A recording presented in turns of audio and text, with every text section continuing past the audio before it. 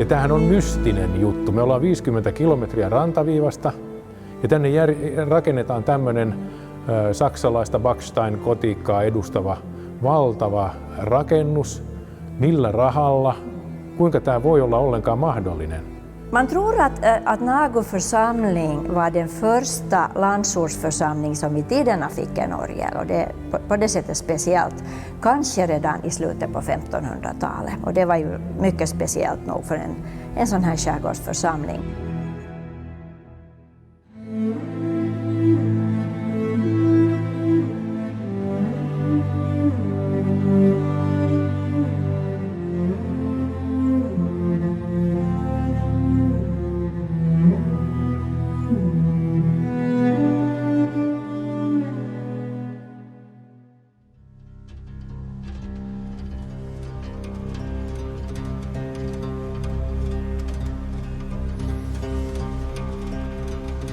Jotkut kansantarinat kertoo yhden vastauksen, ja se on se, että päivätyöt oli tehty jo paikalliseen muinaislinnaan. Saaristomeren ainoaseen muinaislinnaan oli kerätty siis vuosisatojen ajan rakennuskiviä, jotka sitten 1300-luvun lopussa, kun tämmöiset paikallislinnat kiellettiin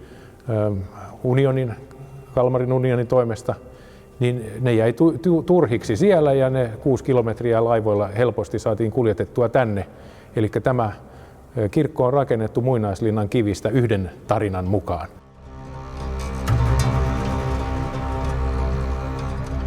Tämä kirkko kuvastaa nyt tätä keskiaikaista reittiä, joka Turusta lähti ja Korppooseen saakka tuli, mutta mihin se sitten Korppoosta jatko eteläänpäin mentäessä? Se meni Tjökkarille, jossa on tyypillisesti keskikaupunkeihin kuuluva luostari, fransiskaaniluostari. Kuinka se siellä keskellä merta nyt sijaitsee? Siinä on taas seuraava mysteeri.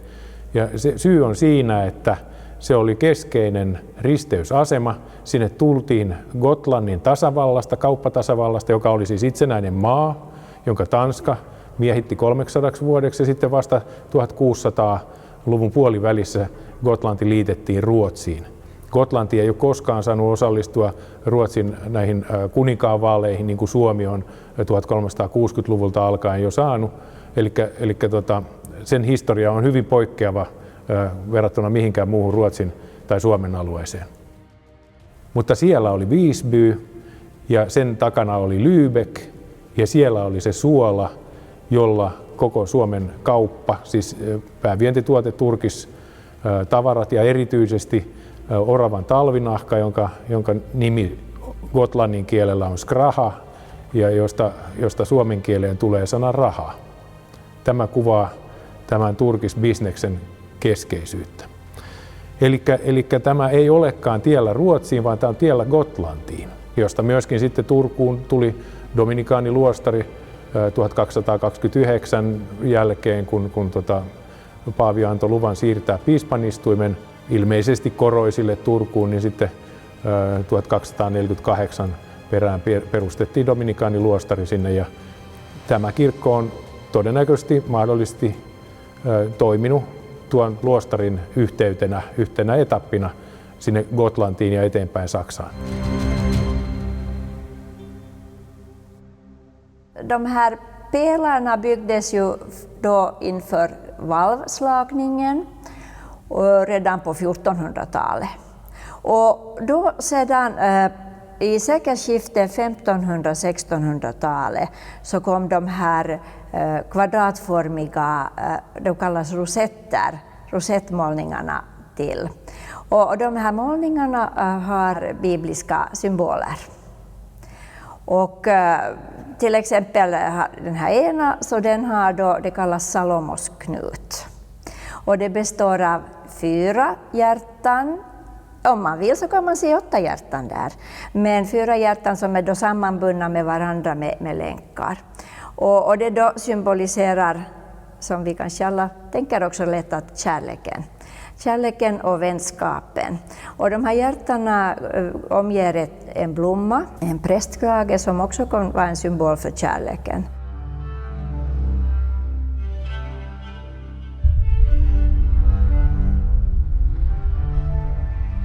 1400-luvun lopulla kävi niin, että Islannissa räjähti tulivuori ja tapahtui tämmöinen ilmastonmuutostyyppinen asia, joka johti sitten siihen, että saksalaiset lähti pois Pohjoismaista suuressa määrin. Tämä näkyy esimerkiksi meidän kaupunkilaitoksessa, jossa 50% raatilaisista piti olla saksalaisia keskiaikaisen järjestelmän mukaan. Eli meidän kaikki kaupungit oli ainakin puoleksi saksalaisia. Ja nyt kun saksalaiset lähti kesken kaiken pois, niin ruotsalaiset joutuivat opettelemaan tähän rooliin ja siitä tuli seuraava vaihe suomalaisia ja pohjoismaisia kaupunkeja, tämmöinen ilman saksalaisia toimiva vaihe. Ja näissä kirkoissa se näkyy sillä tavalla, että Bauhytte-tyyppinen työmaaorganisaatio poistui kuvasta. Eli oli omat erikoismiehensä kiviseinien rakentamiselle, tiilien, kupolien, holvien rakentamiselle, tornien ja niin edelleen. Mutta oli myöskin erikoismiehet sitten kirkkojen maalaamiseen. Ja tässä kävi nyt sillä tavalla, että täällä on ainoastaan viitteellisiä kattomaalauksia, joista on ajateltu näin, että ne voisi olla tämän muurari-rappari-jengin merkintöjä siitä, että mitä aihepiirejä nyt mihinkin kohtaan voisi tulla. Merkiksi sille varsinaiselle maalarityöryhmälle, joka ei sitten koskaan saapunutkaan. Syftet med de här olika målningarna som vi har här, allt från de här medeltida målningarna i taket till de här pelarmålningarna, vilka kanske hör till de här nyare, så är helt enkelt det på sätt och vis som en sorts bilderböcker. Att på den tiden, 1500-1600-talet, så det fanns just inte några böcker och det var ett sätt för prästen att sedan visualisera det han talade om eller Bibelns budskap.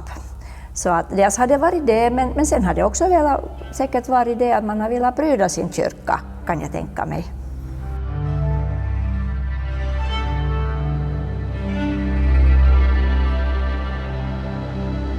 Minkä takia tänne 50 kilometriä rantaviivasta on ollenkaan voitu rakentaa tällaista urkua kuin mikä täällä nyt sitten on? Ja yksi selitysmalli siihen on, että tämä on regaalipastoraatti. Eli siis kuningas määräsi kirkkoherran tänne.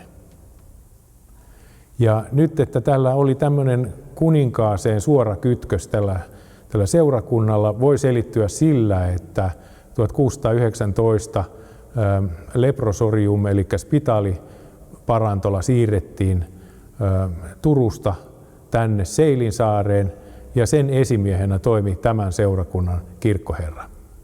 Ikään kuin valtion puolesta. Se oli valtion laitos. Ja se voisi jollakin tavalla ehkä olla sivujuonteena tai jonkinlaisena selitysmallina tai hypoteesina sille, että kuinka nyt voi olla mahdollista ollenkaan, että täällä tuommoiset urut on. Nauvolaiset toki oli Tukholmassa hyvin aktiivisia tiedeakatemiassa ja monissa kuninkaallisissa uusissa orgaaneissa, mitä Kustaa III sinne innokkaana perusteli. Että saattaa olla myöskin, että nämä paikalliset aateliset sitten osallistu tähän niin merkittävässä määrin, ettei tätä kuningasselitystä nyt erikseen tarvita, mutta regaalipastoraatti, sehän tämä on ollut.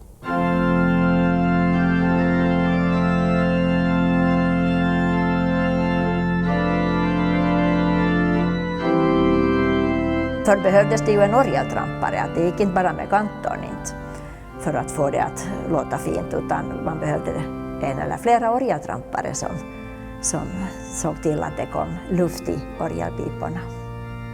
Sedan, som sagt, så var det inte så lätt att hitta någon som kunde spela på den, men man fick, då Korpo församling hade också en liten orgel och organisten skulle komma hit då vissa söndagar och spela. Och den blev i dåligt skick och man började fundera på att hur ska man då få en ny orgel, och då samlade man pengar, bland annat genom att sälja gravplatser. På den tiden begravdes ju ännu folk här inne i kyrkan då på det där 1700-talets mitt. Så samlade man pengar och sen beställde man från Stockholm, den tidens främsta orgelbyggare här i Norden då, Olof Schwan, så man beställde av honom den här orgeln som han byggde färdigt där i Stockholm kan man säga, delarna och så skeppades, det var krig mot Ryssland när man skulle skeppa över den hit och därför blev det lite fördröjt. Så att först 1791 så kom den här orgeln hit och byggdes upp här och den är just gjord så att den ska vara lämplig för det här kyrkorummet. Den här Olof Schwan så han hade förmågan att bygga den inte så stor, den har inte så många så kallade register. Men den har liksom ett sånt här mäktigt och stadigt ljud att den är framförallt så är det riktigt en psalmorgel.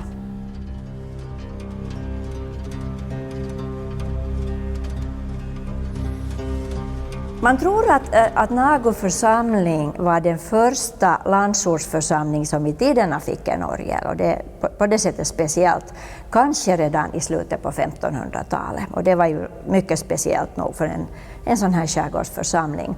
Eventuellt så köptes den där första orgeln från Nådendals klosterkyrka där klosterväsendet då hade upplösts. Mitten på 1600-talet då vet man att man med säkerhet fick en orgel hit och det var det så kallade Nagu-positivet som nu för tiden är bevarat som Finlands äldsta orgel där på Nationalmuseet. Men den var då placerad här framme på norra sidan här framme i kyrkan här på en korläktare. Tässä on aikaisemmin ollut puukirkko. Rahalöydön mukaan se voisi olla belgialaisen kuningatar Blancan ja hänen ruotsalais-norjalaisen miehensä Magnus Erikssonin aikainen 1300-luvun puolesta välistä, siis siltä kohtaa, missä musta surma rutto täällä riehui. Blanca vieraili täällä Magnuksen kanssa vuonna 1347 tai 8 ja heiltä on säilynyt kirjeitä, joita on kirjoitettu täältä ja myöskin se tarina, että Blanca heitti kruununsa eteläiseen Saaristomereen, josta johtuu sitten Guldkrunafjärden ja Guldkrunan saaren nimi. Kultakruunu sinne heitettiin. Ja syitä siihen on esitetty 2. Toinen on se, että oli niin hirveä myrsky, että oltiin epätoivoisia ja uhrattiin sitten se, mikä on kalleinta, jotta myrsky laantuisi. Ja toinen sitten on se, että saaristo oli niin kaunis, että se ansaitsi sen kruunun paljon paremmin kuin kuningatar Blanca ja siksi hän heitti sen sinne mereen. No, tästä myrskyjutusta on tukevaa tietoa Islannista saakka ja Gotlannista, Pohjois-Saksasta. Tiedetään, että satama-altaat esimerkiksi Fårön saarella muurautui umpeen, kun merenkäynti oli niin vahvaa, että se ajoi pohjahiekat satama-altaaseen ja Gamla Hamnen esimerkiksi on tämmöinen Fårön saarella. Eli itse kallistuisin aavistuksen nyt tämän tuhomyrskyn puolelle tässä asiassa.